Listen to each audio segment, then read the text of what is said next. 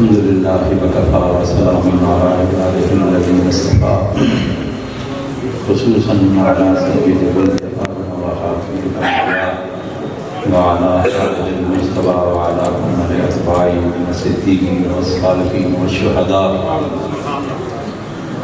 أما بعد فأعوذ بالله من الشيطان الرجيم. بسم الله الرحمن الرحيم.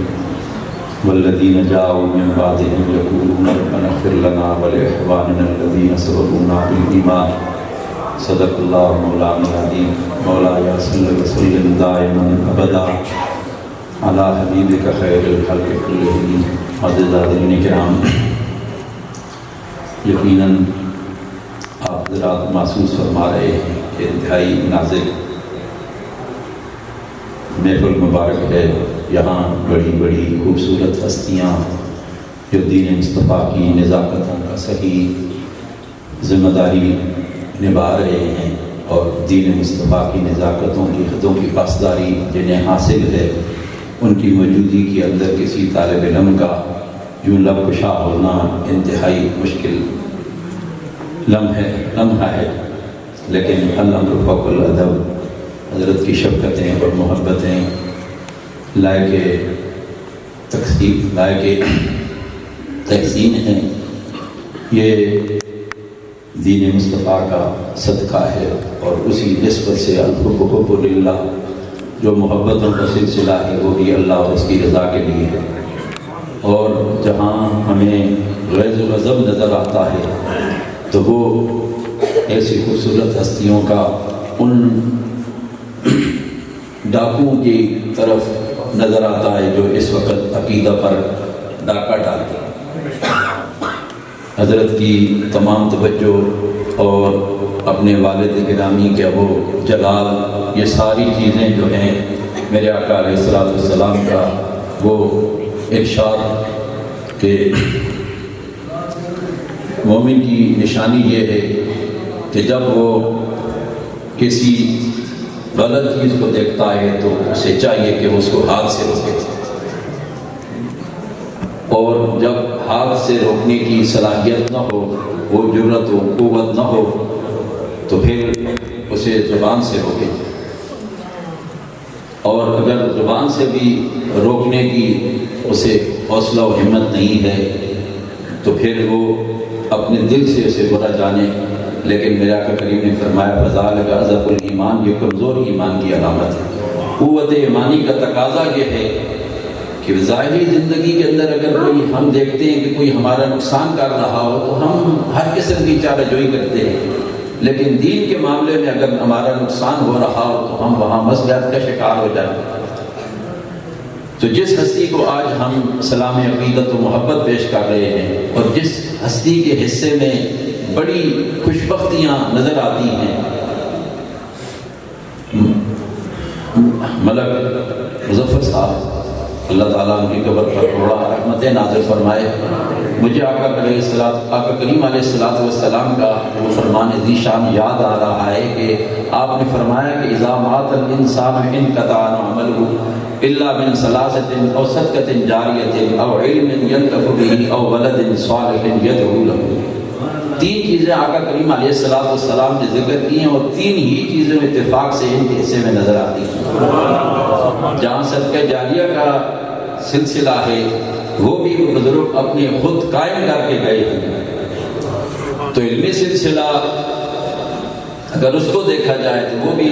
ہم دیکھ رہے ہیں، علمی سلسلے کی بہاریں بھی ہم دیکھ رہے ہیں. او ولد صالح یدعو له، یا وہ نیک اولاد چھوڑ جاتا ہے جس اولاد کی وصف یہ ہے کہ وہ اپنے والدین کے لیے دعائیں کرتی ہے. تو اللہ تعالیٰ نے بزرگوں کے مقدر میں ایسی خوبصورت اولاد جناب اپنے پسماندگان میں چھوڑ ہمیں دے کر گئے، ہم پر احسان کر کے گئے ہیں. وہ اپنے لیے تو ان کے لیے جو سعادتیں ہیں، جو سرفرازیاں ہیں، جو خوشبختیاں ہیں، جو اس مقام کی سربلندیاں ہیں. اور میرے آقا کریم علیہ السلام نے اس طریقے سے بھی فرمایا ان اللہ یرفع درجۃ للعبد الصالح فی الجنۃ فیقول یا رب انا لی فیقول باستغفار ولدک لک. میرے آقا کریم علیہ السلام نے فرمایا بعض خوبصورت لوگوں کو جب قیامت کے دن اتنی عزت عطا کی جائے گی تو عرض کریں گے انا لی، یا رب کائنات یہ اتنے کرم کا سلسلہ جو روا رکھا جا رہا ہے یہ کس طریقے سے، انا لی یہ کس طریقے سے؟ تو جواب آئے گا فیقول باستغفار ولدک لک، تیری اولاد نے تیرے لیے دعائیں کی۔ تو ان سب حوالوں سے بزرگ انتہائی مبارکباد کے اور انتہائی عقیدت و محبتوں کے مستحق ہیں، اپنے وقت مقرر کے اندر خوبصورت زندگی اور خوبصورت ترجیحات لے کر ہم سے دور ہوئے ہیں، اوجل ہوئے ہیں، اور آج ہم جو ایصال ثواب کی صورت کے اندر 40ویں کی جو تقریب ہم نے منعقد کی ہے، تو بعض ارد گرد میں چون و چرا میں سنائی دیتی ہے کہ جی یہ 40ویں یہ جمعراتیں یہ، تو یہ جن لوگوں کے ہاں یہ غوغا نظر آتا ہے ان لوگوں کے ہاں ہی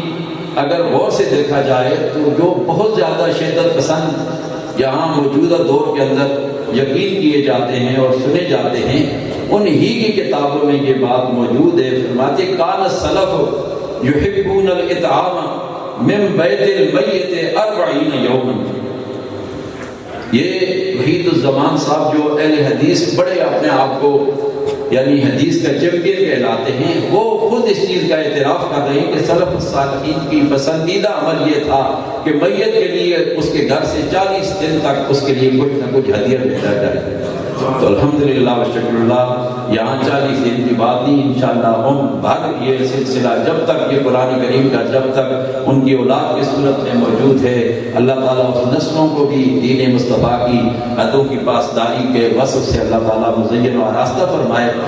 تو انشاءاللہ اس گھرانے کو یہ شاید صبح قیامت تک یہ دولت اور یہ وصف اللہ تعالیٰ اس میں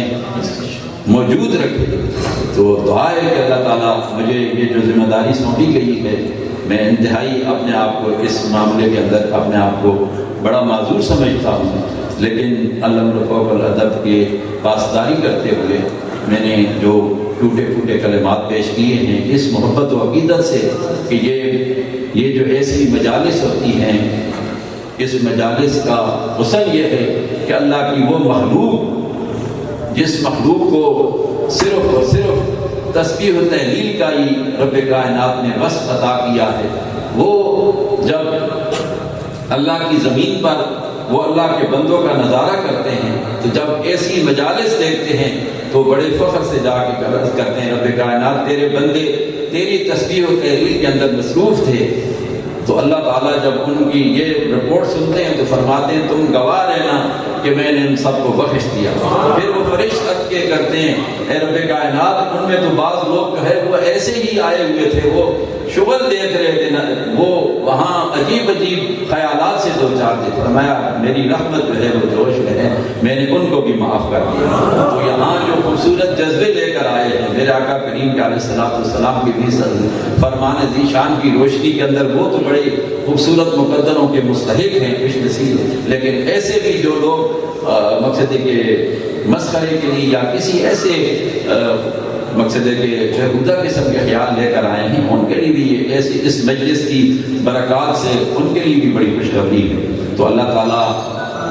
اس سلسلے کو صبح قیامت تک بہار نصیب فرمائے، اور آج ہم دیکھیں گے کہ بڑے وہ خوبصورت وہ